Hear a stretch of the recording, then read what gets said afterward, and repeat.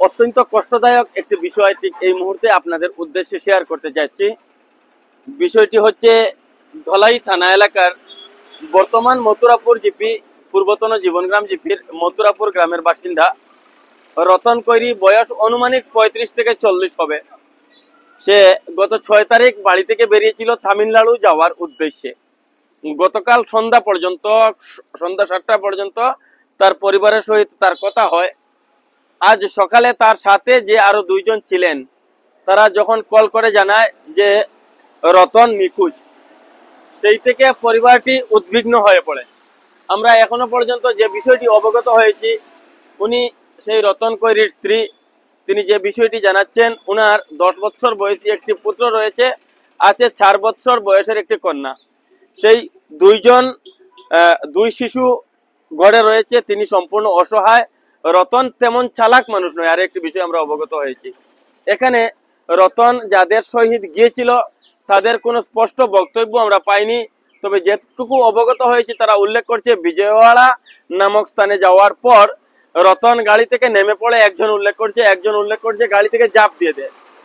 তো তাদের কথায়ও কিন্তু অসংলগ্নতা রয়েছে, যদিও আমরা সরাসরি তাদের কথা শুনিনি।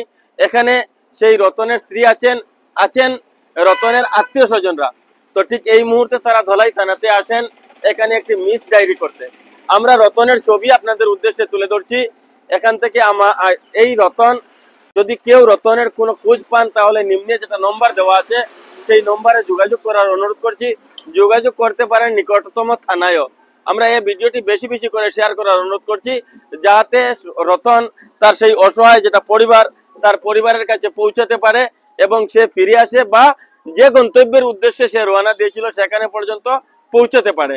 তো আমরা ঠিক এই মুহূর্তে রতনের স্ত্রী আছে এখানে, তার সহিত কথা বলছি এবং তার পরিজনরা যারা রয়েছেন তাদের সহিত কথা বলছি, তাদের বক্তব্য আপনাদের উদ্দেশ্যে তুলে ধরছি। ঘটনাটা বলছেন, मंगलवार 6 बजे सांझी के टिकट रहना, 3 बजे निकलल बना तमिलनाडु जाए खातिर। निकल के गइल बना 6 तारीख 7 तारीख गइल बना 8 तारीख 7 बजे फोन कर ले रहना सांझी के। 9 तारीख के सांझी के फजरे 7 बजे कॉल आवता जे गाड़ी में ही वो हम भातीजा फोन करके बोलना चाहिए फोन करके क्या करना, बोलना जो गाड़ी में से एगो पूछना जो आदमी से, तो बोला था ना फाल मारे में एगो आदमी देख ले बानी। इतने बात हम गरीब आदमी बानी, जो ये कोनो आदमी हमारे नंबर पैबा, ये नंबर से कांटेक्ट करके हमनी के जाने दिया जाए, ये हमारी विनती बाटे।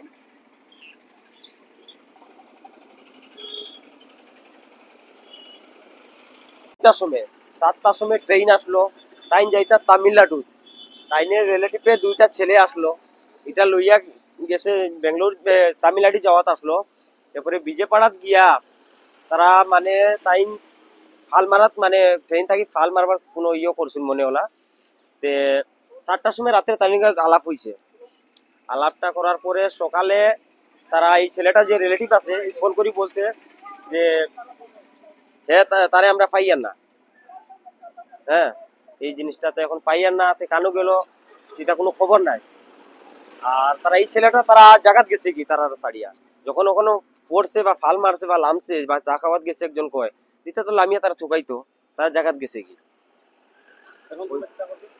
ওই জিনিসটা যে মানুষ মানে একটু কেউ যদি পায় তার ফটোটা বা নাম্বার আমরা দিয়ে দিব, ওটা যদি হয় তো একটু আমরা খবর দিব। তাইনের গরিব মানুষ, এখন তো তাই অত দূরে যাইতেও পারতা না, এখন কিলা কিতে হইব। এখন তো ওইটাই আমরা একটা এফআইআর দিছি ধলাই থানাতে, এখন দেখি কিতা হয়। অত্যন্ত দরিদ্র মানুষ, যার কোনো সীমা নেই। এখানে নিজে যে থাকবে সেই জায়গাটুকু নেই তাদের। তো সে তার স্ত্রী সন্তানদের বলে যায় যাওয়ার আগে যে কাজ করে সামান্য টাকা রোজগার করে এসে জমি কিনবে যেখানে একটি বাড়ি বানাতে পারে। তো এরকমের একজন মানুষ আরো একবার উল্লেখ করছি, সে কিন্তু ততটুকু চালাক মানুষ নয়।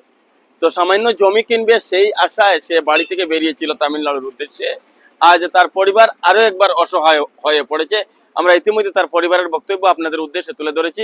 আরো একবার আমাদের রিকোয়েস্ট থাকবে, আপনারা ভিডিওটি যারা দেখবেন ভিডিওটি বেশি বেশি করে শেয়ার করবেন, যাতে রতন তার পরিবারে ফিরতে পারে। তার স্ত্রী যেন রতনকে খুঁজে পায় তার দুইটি সন্তান